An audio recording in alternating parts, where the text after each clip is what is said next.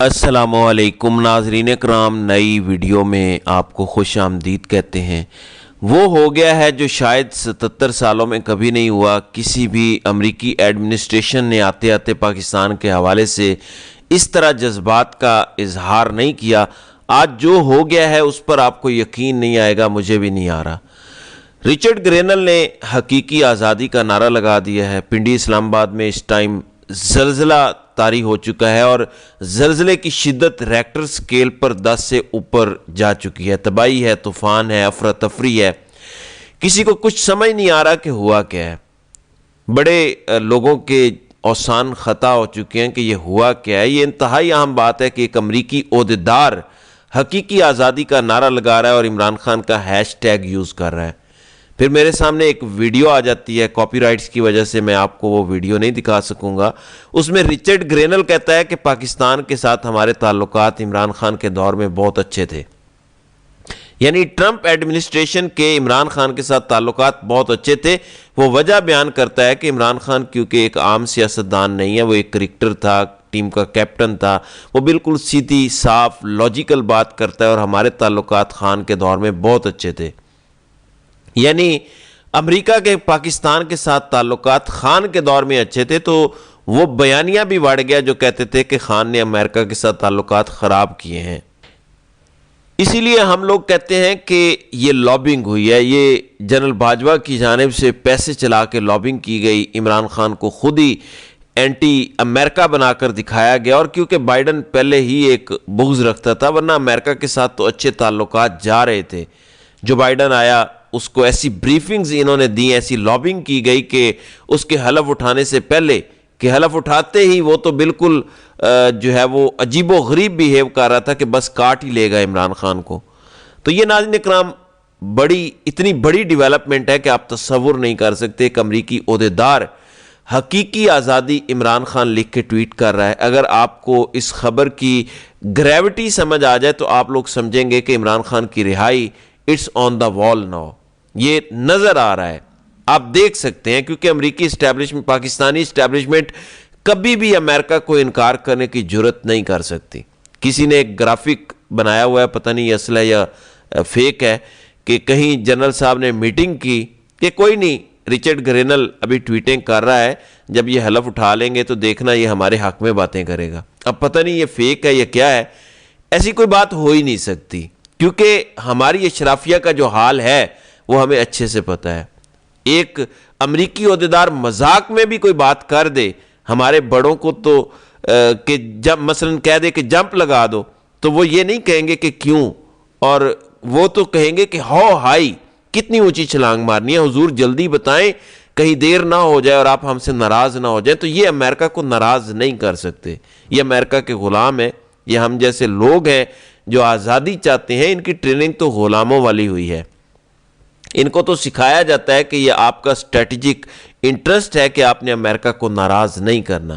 اس لیے رچرڈ گرینل کی ان ٹویٹس کو مذاق مت لیں۔ یہ حقیقی آزادی کا جو اس نے ٹویٹ کیا ہے یہ بہت بڑا دھماکہ ہے۔ رچرڈ گرینل کے ساتھ ایک اور بندے کو بھی آپ نے یاد رکھنا ہے، رائن گریم اس کا نام ہے، اور رچرڈ گرینل بھی اس کو کریڈٹ دے رہا ہے۔ رائن گریم لکھتا ہے کہ fascinating to see the global moment Richard Grenell has created around, یعنی اراؤنڈ عمران خان۔ وہ تعریف کر رہا ہے رچرڈ گرینل کی کہ دیکھیں پوری دنیا میں اب ایک ماحول بن گیا ہے، رچرڈ گرینل نے ماحول بنا دیا عمران خان کی رہائی کا۔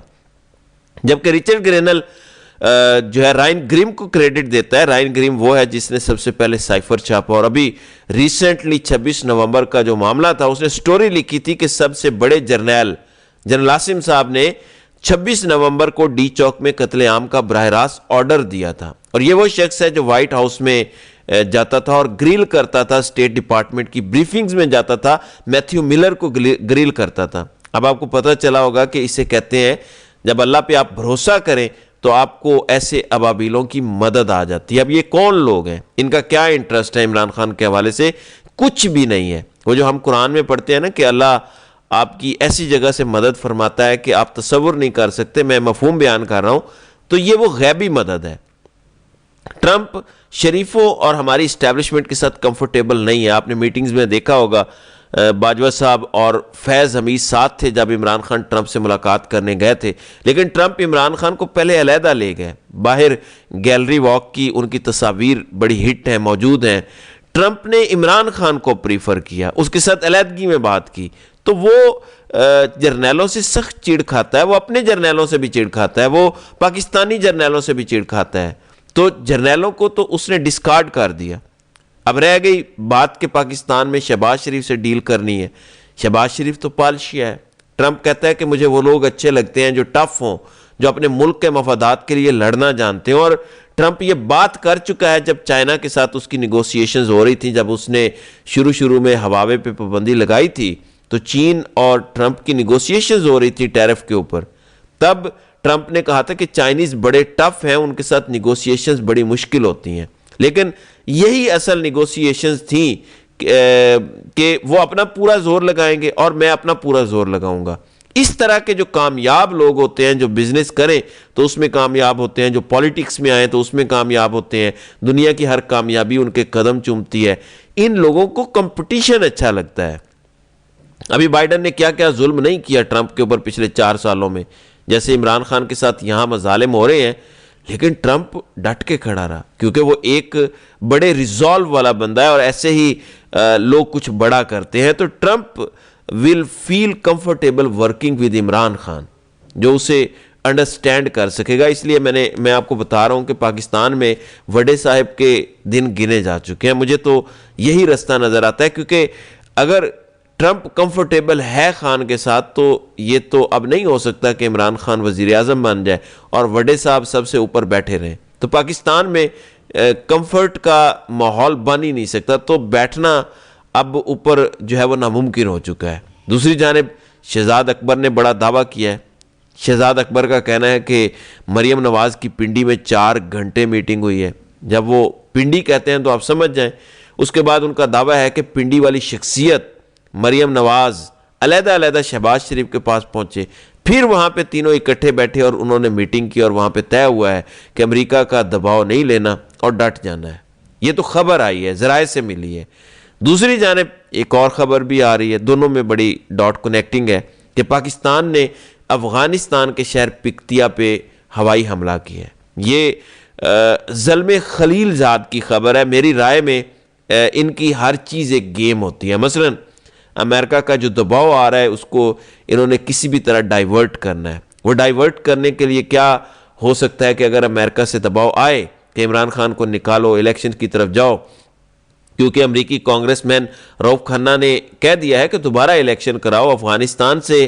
اگر ہم جنگ چھیڑ دیتے ہیں تو ہم عالمی اسٹیبلشمنٹ کے سامنے یہی مدعا رکھیں گے کہ دیکھیں ہماری تو باقاعدہ دہشت گردوں سے جنگ شروع ہو چکی ہے، اب ہم نہ تو الیکشنز میں جا سکتے ہیں، نہ عمران خان کو باہر نکالنا افورڈ کر سکتے ہیں، ہمیں تو اب یہ سنبھالنا پڑے گا، ورنہ یہ دہشت گردی پوری دنیا میں پھیلے گی۔ تو اس طرح کی کہانی ڈال کے یہ آگے پھر اس نظام کو مزید 2 سال چلانا چاہتے ہیں۔ یہ میرا تجزیہ ہے۔